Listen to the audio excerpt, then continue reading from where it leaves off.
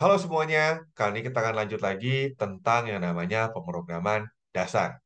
Nah, kali ini kita akan lanjut lagi tentang yang namanya array. Pertama-tama, kita akan bahas yang disebut dengan array copy. Kapan sih kepakainya? Contoh nih, kita tahu bahwa sebenarnya array itu ukurannya bersifat statis. Jadi tidak bisa berubah-ubah. Kalau kita dari awal define panjangnya 3, maka dia tidak bisa diubah jadi 5, tidak bisa juga diubah jadi 7. Nah, kalau misalkan ada kebutuhan untuk mengubah ukuran array, maka apa yang kita lakukan? Yang kita lakukan sebenarnya paling gampang adalah bikin array baru, lalu semua isinya disalin. Nah, minggu lalu memang sudah dibilang bahwa ukuran tidak bisa diubah, betul. Jadi ya tadi, kita bikin dua buah array. Kita bikin array baru yang ukurannya sesuai dengan kebutuhan kita. Lalu setelah itu, reference variabelnya diarahkan ke array yang baru tersebut. Contoh bisa lihat di bawah, gitu ya. Pertama kita punya R dengan panjang 5. Lalu berikutnya kita bilang lagi array-nya sekarang diisi dengan array baru yang panjangnya 10. Jadi dengan cara ini, otomatis panjangnya akan berubah karena sebenarnya kita mengisi dengan array baru. Nah, berikutnya adalah bagaimana cara menyalin isinya. Isi di dalam array yang lama. Nah, sebenarnya ada dua cara. Cara pertama adalah kita pakai looping. Jadi kita looping setiap elemen yang ada di array lama, lalu kita isi ke array baru. Itu cara paling gampang. Tapi sebenarnya ada yang lebih simpel lagi daripada itu, dengan menggunakan yang namanya array copy. Nah, sebelum lanjut tentang gimana sih cara pakai array copy, kita lihat dulu sintaks di sini ya. In, kurung siku buka, kurung siku tutup, R. Jadi kalau dilihat di minggu lalu, itu sintaksnya adalah in, R, kurung siku buka, kurung siku tutup. Jadi kalau di minggu lalu, kurung sikunya itu ada setelah variabel punya nama. Nah, kalau sekarang, di sini diletakkan di sebelum. Sebenarnya ini dua-duanya boleh. Jadi bebas, mau yang di depan atau yang di belakang. Tapi kalau aku pribadi, aku lebih suka yang di depan. Karena jadi lebih jelas bahwa ini adalah tipe data. Tipe datanya array integer. Seperti itu. Nah, array copy. Array copy itu bisa dipakai dengan menggunakan kelas system. Jadi sistem dot array copy, lalu sumber arraynya, posisi awal arraynya, lalu destination-nya atau array tujuannya, posisi tujuannya, dan yang terakhir adalah berapa panjang yang pengen kita copy. Nah, ini contohnya. Kalau misalnya kita punya array src punya panjang 3, lalu kita ingin memindahkan semua nilainya ke array yang namanya destination atau des. Caranya gimana? Pakai yang namanya array copy. Jadi src dimulai dari 0, lalu destination-nya juga dimulai dari 0, dan panjangnya sesuai dengan jumlah yang ingin kita salin. Kita ingin apa tadi? Menyalin semua elemen dari array pertama. Berarti src dot length. Nanti kalau di print, otomatis tampilannya array destination akan berisi angka 1, 2, dan 3. Nah, ini kalau pengen melakukannya di Python gitu ya. Jadi di Python kita bisa menggunakan dot copy. Ketika kita dot copy, maka nanti semua nilainya akan otomatis disalin ke array yang baru. Jadi kalau di sini ada R1, di copy ke R2, maka nanti R2 akan punya nilai yang sama dengan R1. Mungkin ada yang penasaran, apa ini ID R1, ID R2? Ini sebenarnya untuk menampilkan identitas dari array-nya. Atau mungkin dalam konteks teknikalnya disebut dengan reference ID. Tapi ya ini penting nggak penting. Jadi yang penting sekedar tahu aja secara umum. Nah, berikutnya kita akan lanjut ke yang namanya multidimensional array. Apa sih multidimensional array? Nah, ini sebenarnya adalah array yang elemennya adalah array lagi.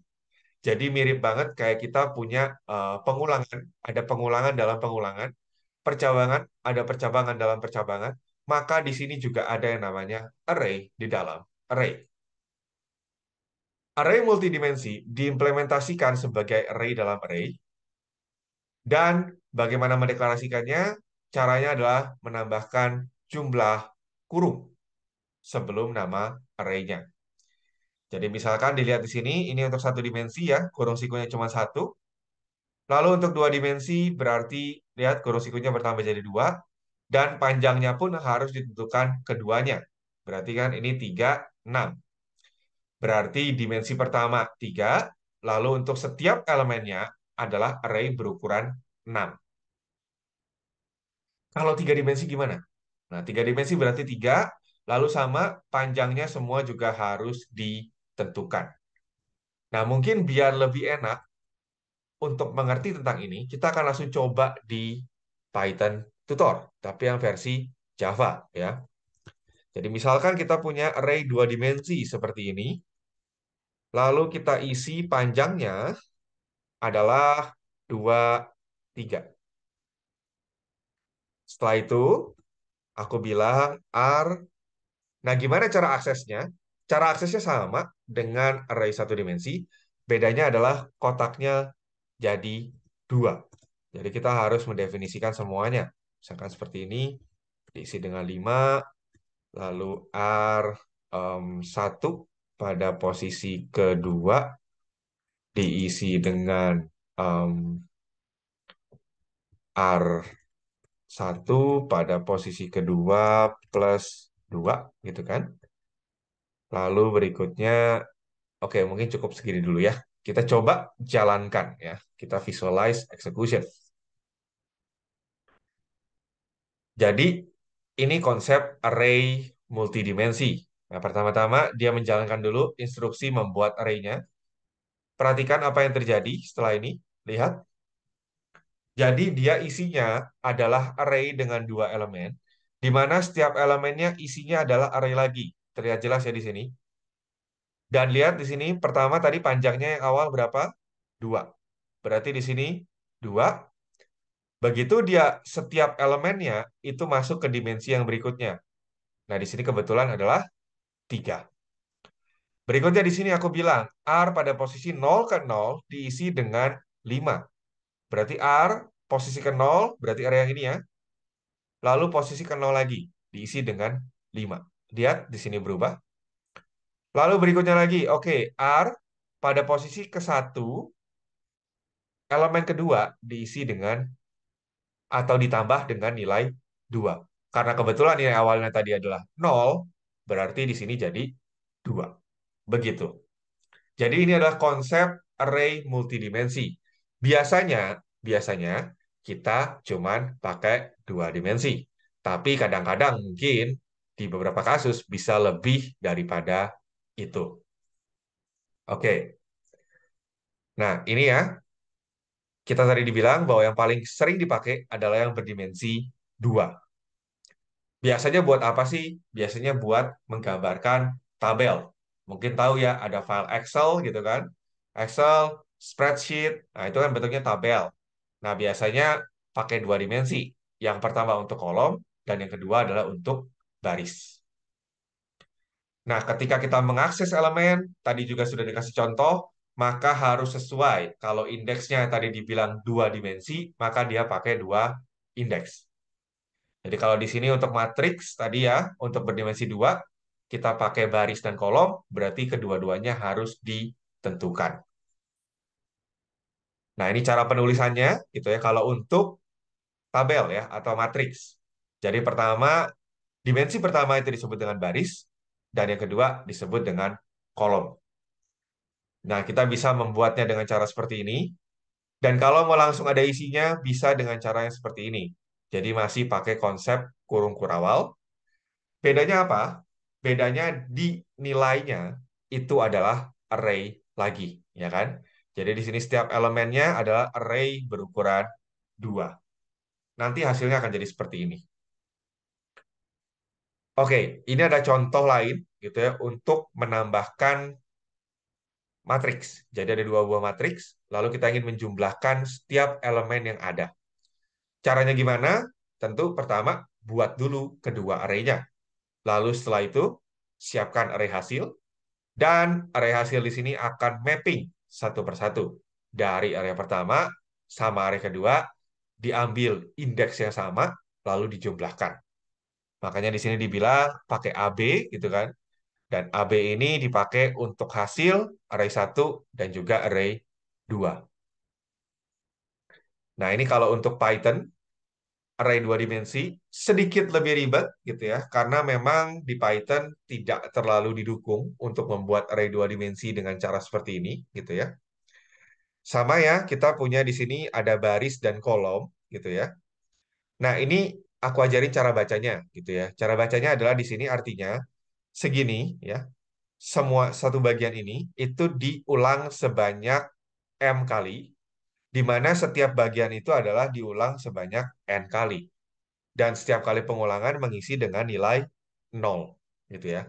Jadi nanti matriksnya akan berukuran M kali N. M baris, N kolom. Begitu. Nah, kalau dilihat tadi konsepnya kan array di dalam array. Artinya sebenarnya kalau mau licik-licikan gitu ya, kita bisa bikin elemen yang di dalam itu ukurannya berbeda-beda. Jadi mungkin yang pertama ukurannya 3, yang kedua ukurannya 2, yang ketiga ukurannya 5, dan seterusnya. Itu disebut dengan Jack Array. Ini tidak normal, tapi dalam beberapa kasus bisa dipakai. Ini contohnya, lihat. Jadi kita bikin array dua dimensi, perhatikan bahwa di sini dimensi kedua belum ditentukan panjangnya. Nah, kapan ditentukannya? Dia baru ditentukan ketika di baris-baris bawahnya. Lihat, first row punya 3 kolom, berarti R0 diisi dengan new in 3. Second row diisi 2 kolom, berarti RI sama dengan, R1 sama dengan new in 2. Setelah itu sisanya kurang lebih sama gitu ya. Mau pengulangannya, mau untuk menampilkannya, semua sama karena kita berdasarkan dari dot length atau panjang. Perhatikan di sini ya, di baris yang berikutnya RI dot length. Artinya ini menyesuaikan dengan panjang array yang ada di dalamnya. Kalau di Jack array ada array yang isinya 2 elemen, maka dia akan berhenti di 2. Kalau ada 5 elemen, berarti dia akan berhenti di 5, dan seterusnya. Nah, sekarang mungkin itu tentang array. Sebenarnya ada lagi yang namanya list. List ini sebenarnya cara pakainya lebih enak daripada array, karena dia sifatnya library, dan kita bisa pakai beberapa metode bawaan. Jadi ini struktur data bawaan bahasa pemrograman yang mengakomodasi array dengan ukuran dinamis. Jadi ini kalau dilihat tadi kan masalah array apa ukurannya. Kalau udah tiga, tiga dia nggak bisa nambah, nggak bisa kurang. Kalau list itu bisa bertambah. Kalau di Java konsepnya disebut dengan array list. Kalau di Python disebut dengan list, ya, atau bahkan array pada umumnya. Karena di Python memang tidak mengenal array yang sifatnya ukuran statis. Oke, seperti itu saja. Terima kasih.